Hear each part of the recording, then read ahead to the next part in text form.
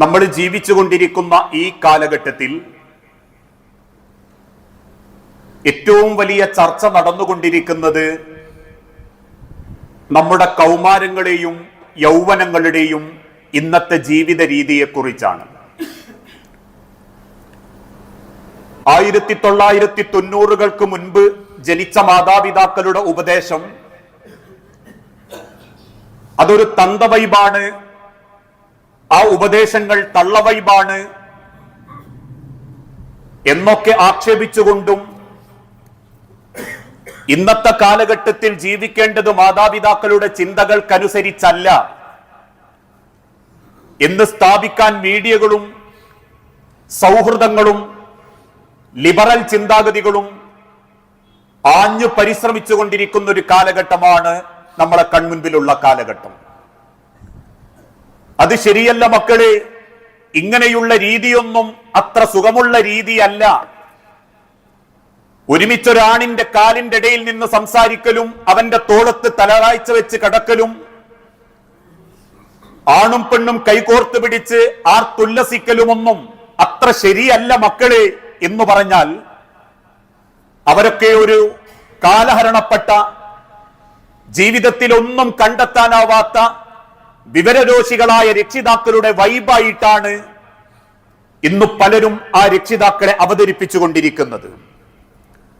അതുകൊണ്ട് തന്നെ അതീവ ജാഗ്രതയോടെയും സൂക്ഷ്മതയോടെയും മുൻപോട്ടു പോകാൻ ഇന്നത്തെ രക്ഷിതാക്കൾക്കും ഇന്ന് വളർന്നുകൊണ്ടിരിക്കുന്ന കൗമാരങ്ങൾക്കും യൗവനങ്ങൾക്കും സാധിച്ചിട്ടില്ലെങ്കിൽ വലിയ അപകടത്തിലേക്കാണ് ഇന്ന് വളർന്നുകൊണ്ടിരിക്കുന്ന തലമുറ നീങ്ങിക്കൊണ്ടിരിക്കുന്നത് എന്ന് തീർച്ചയായും അവർക്ക് അല്പകാലം കൊണ്ട് തിരിച്ചറിയാൻ സാധിക്കും.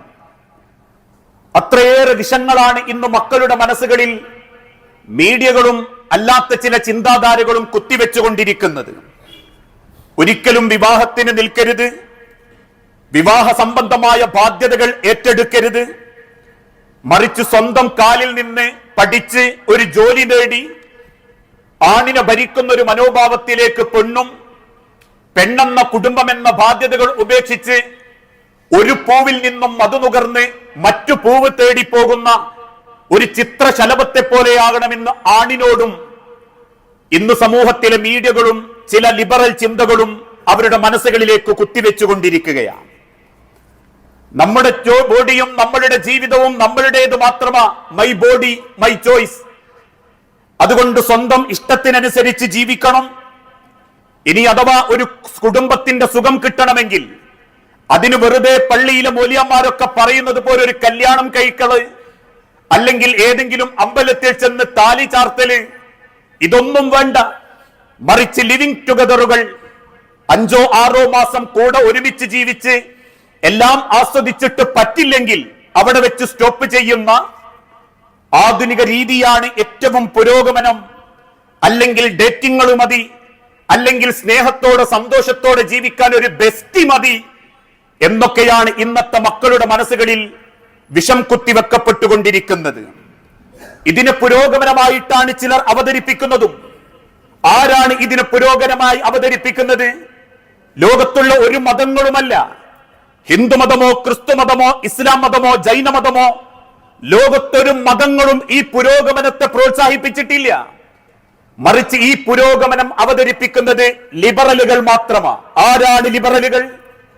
മനുഷ്യന്റെ ജീവിതത്തിന്റെ അസ്ഥിവാരം തോണ്ടാൻ എക്കാലഘട്ടത്തിലും മതനിഷേധികളുടെ വേഷം കെട്ടി ഓരോ മതങ്ങൾക്കിടയിലേക്കും കയറിക്കൂടുന്ന ഇരുട്ടിന്റെ ശക്തികൾ, കുത്തഴിഞ്ഞ ലൈംഗികതയുടെ വക്താക്കൾ, ആർത്തി പിടിച്ച ജീവിതത്തിന്റെ ഉപഭോഗ തൃഷ്ണകളിൽ, ജീവിതത്തിന്റെ ലഹരിയിലും കഞ്ചാവിലും കള്ളിലും ആനന്ദം കണ്ടെത്തുന്ന ലിബറലുകളല്ലാത്ത ഒരാളും ഈ പുരോഗമനത്തെ മുൻപോട്ട് വെച്ചിട്ടില്ല.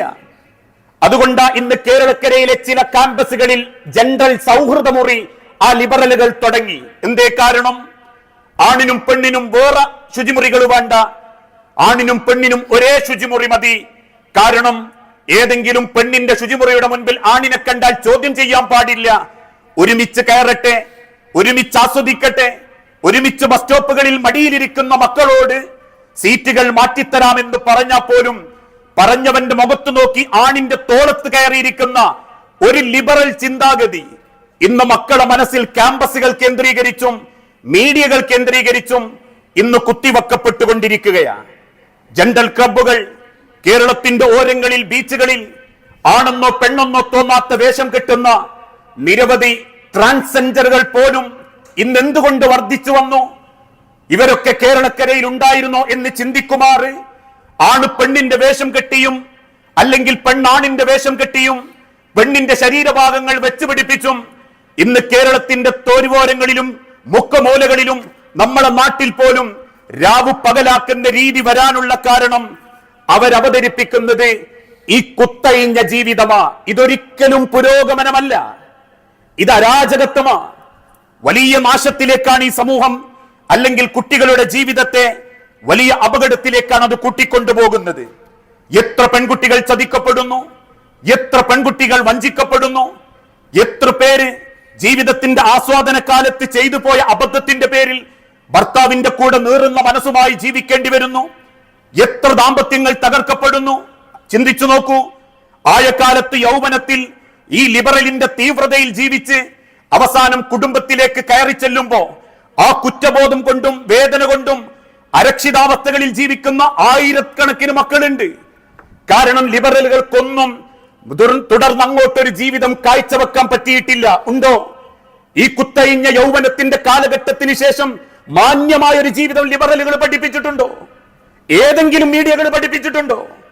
ആ കാലഘട്ടത്തിൽ കുടുംബത്തോടൊപ്പം ഒരുമിച്ച് ജീവിക്കുമ്പോ നിങ്ങൾ തകർന്നു പോകാതിരിക്കാൻ, ആത്മഹത്യ ചെയ്യാതിരിക്കാൻ അള്ളാഹുവിന്റെ തിരുദൂതൻ ഓർമ്മപ്പെടുത്തിയതുപോലെ ആ കുടുംബത്തിന്റെ ഭദ്രതയിലേക്ക് നിങ്ങളെ കൈപിടിക്കുന്നവരാരാണോ അവർക്ക് അതിന് സാധിക്കുകയുള്ളൂ. ഈ കഴിഞ്ഞ ദിവസങ്ങളിൽ പല കുടുംബത്തിലും ഉണ്ടാകുന്ന ഒരു പ്രശ്നങ്ങൾ എന്താ?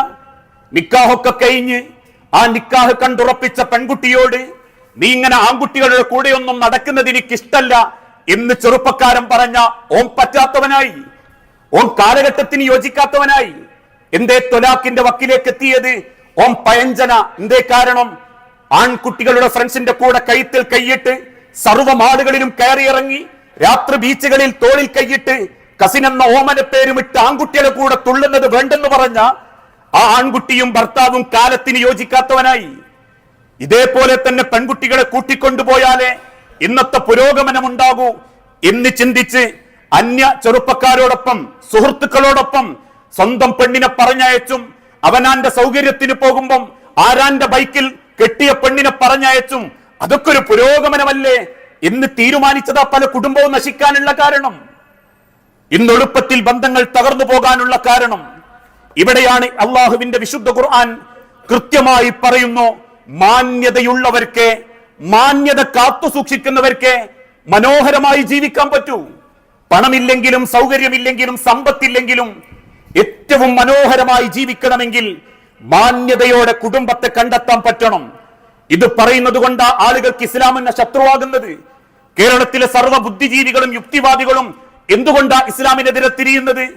അത് കേരളത്തിലെ യുക്തിവാദി പ്രസ്ഥാനത്തിന്റെ തലൊട്ടപ്പന്മാര് മുതൽ മുസ്ലിം വേഷം കെട്ടി മുസ്ലിം കുടുംബത്തിൽ ജനിച്ചവൻ പോലും കഴിഞ്ഞ യുക്തിവാദി സമ്മേളനത്തിൽ, മതനിരപേക്ഷ അല്ലെങ്കിൽ നിരീശ്വരവാദ സമ്മേളനത്തിൽ എല്ലാവരുടെ നാവിലും കുറ്റപ്പെടുത്താൻ ഒരു മതം മാത്രം, ഇസ്ലാം. എന്തുകൊണ്ട്? ദാമ്പത്യ കുടുംബ ജീവിതത്തെ അങ്ങേയറ്റം പ്രോത്സാഹിപ്പിക്കുന്ന മതം അള്ളാഹുവിന്റെ പരിശുദ്ധ ഇസ്ലാം മാത്രമാണ്. ജീവിതത്തിന്റെ എല്ലാ രംഗത്തും ഇസ്ലാം മനുഷ്യന് സാധിക്കുന്നതേ കൽപ്പിച്ചിട്ടുള്ളൂ, മനുഷ്യനെ കൊണ്ട് സാധിക്കാത്തത് കൽപ്പിച്ചിട്ടില്ല.